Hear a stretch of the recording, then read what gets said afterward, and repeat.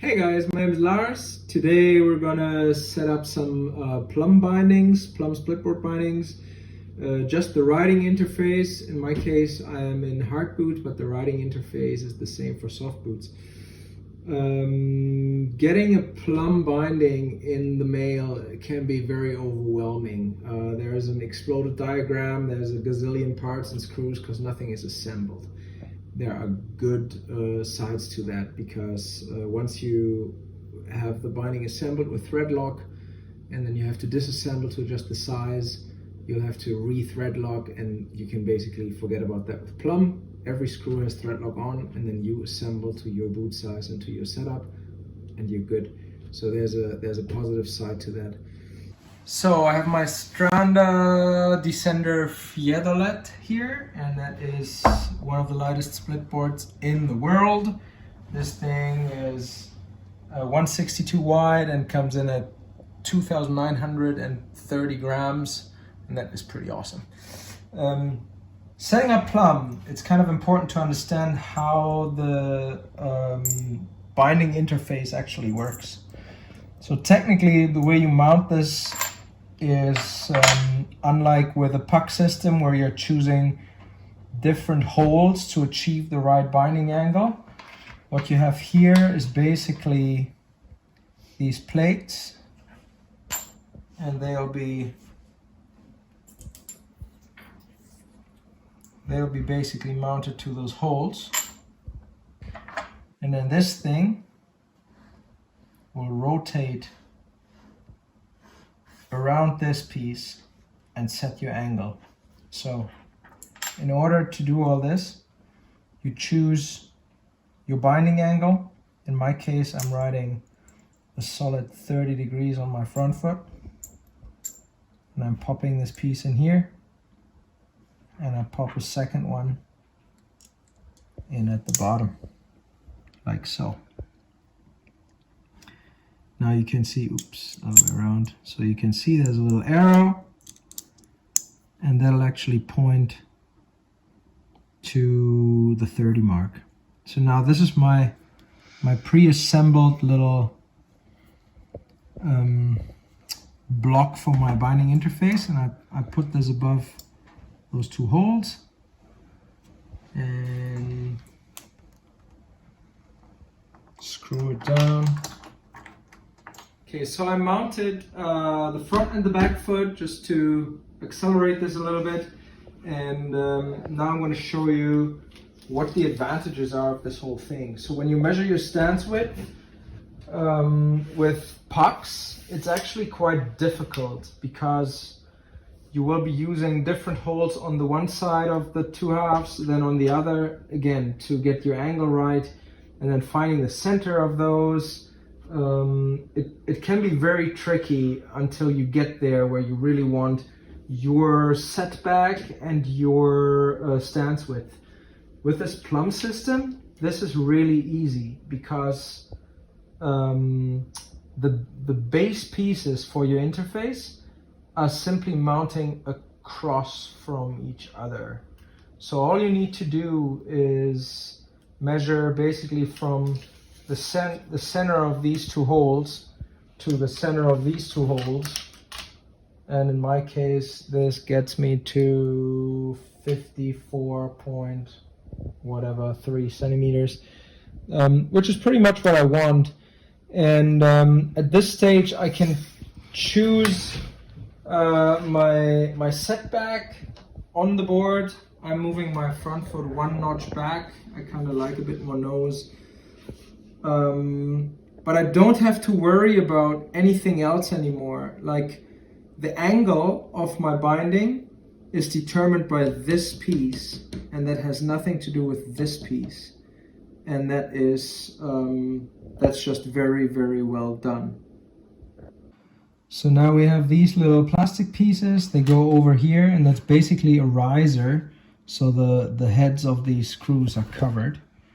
I'm going to pop one here, one there, and then I have my actual interface. Like, these blocks are going to engage with the binding, and yeah, these get a little metal disc put on top.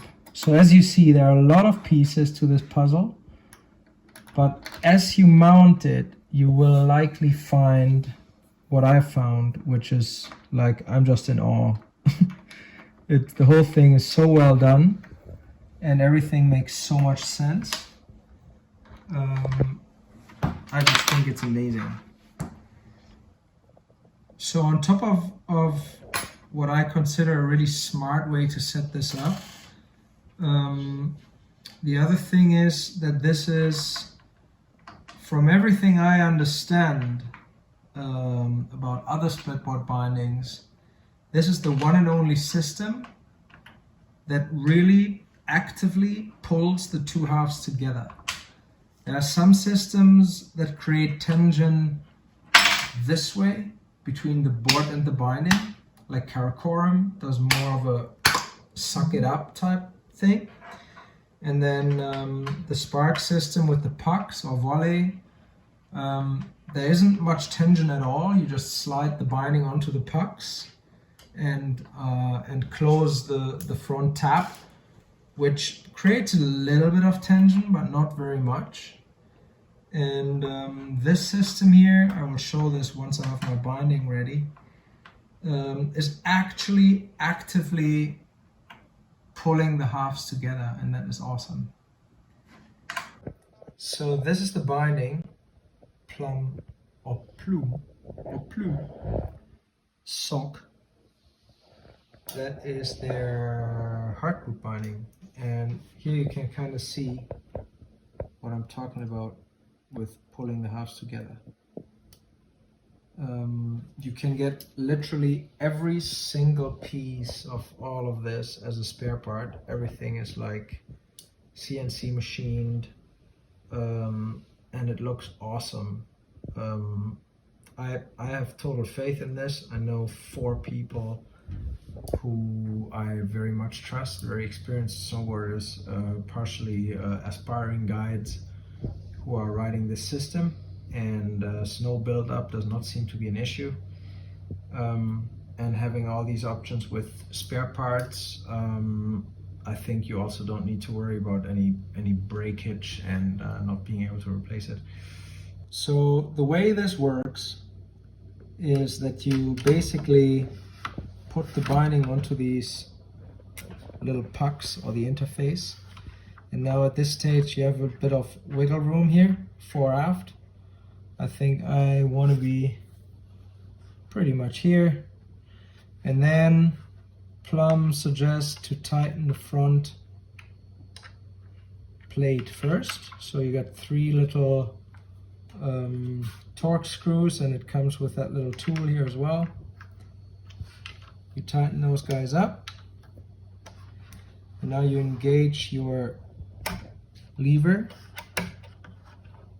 and push this guy a little back. Tighten that one up as well, and that's all you need to do. The beauty of that is, as opposed to a puck system, where now you would be starting to fiddle around with fore aft by keeping the pucks loose, and then your angles, and then maybe you picked the wrong holes on your split board, and you have to move the pucks around for a steeper or flatter angle. You don't have to do any of this. That's your interface. You've already set everything up, and all you need to do now is this. Engage the safety lever, and that's it. Solid. I'll be using this system with a Tech touring boot, an atomic backland boot, which I modified with the Phantom link lever for spring-loaded forward flex, and also Phantom buckle here. And because it is a tech boot, I will be using the Plum Pekai toe piece. And that is this insane piece of art. Weighs roughly nothing, and it's gorgeous. The way they attach this, first of all, you need to mount this little aluminum disc. in the center hole, like so. You can tighten that right up. Then that disc slots into this little hole in the middle.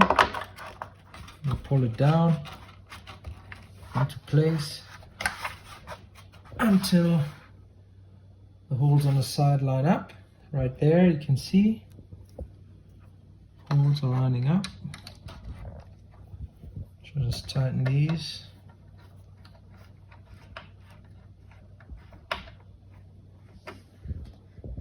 And you're good to go. So I got my bindings mounted, I have my toe piece mounted, and actually this toe piece is very low profile, as in there's no interference. I'm rocking a fairly narrow stance and there's no interference here between this tip and my binding. That's sometimes an issue with hard boot setups. So toe piece comes with crampon attachment that is right there. I do have the crampons. Not a dumb idea in my opinion. You slide quite quickly on a Splitboard. The other thing that Plum offer is this so-called D-board. The D-board is going to be either mounted under your toe bracket or under your heel risers, and it's going to sit like this, and these little tabs are going to overlap the halves, and this will basically kill another little bit of movements this way between the two halves of the board, right between the bindings. So what it will do really ride-wise is it will add torsional rigidity, which is probably the biggest thing with split boards that is often missing. I have my heel risers mounted. For heel risers, I'm using the Spark R&D ones. I personally think, so these are hard boot specific, and the specificness is this little piece here, because you will have to adjust the location of these according to your boot sole length, and you can't do that with the stock Plum ones. The stock Plum ones in this case are basically meant for, oh, it's this part here, for this binding to be used with the standard softboot Plum touring bracket. So you would basically keep this binding attached to your hard boot and clip into the standard touring bracket.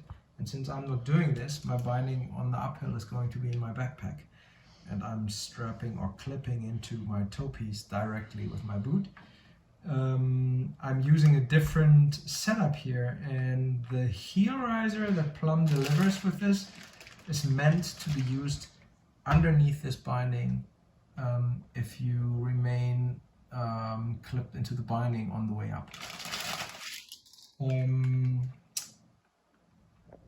Another good thing to know is that the soft and hard boot bindings are identical in regards to the base plate. Like all of the interface part and the base plate and the mechanism are exactly the same between the soft boot and the hard boot setup. Yeah, so that is Plum, and I hope that shines some light into this engineering madness. And in regards to the weight, I used to ride the Spark R&D hard boot setup previously. The weight of the whole thing is the exact same as Spark R&D. However, the parts mounted to the board on the uphill are lighter.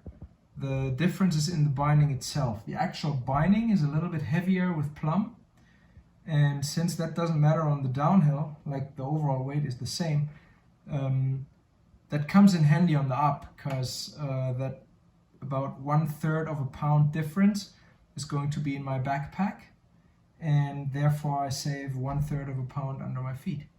So this is probably the lightest kit that I can imagine, and it feels absolutely rock solid the way it's set up now.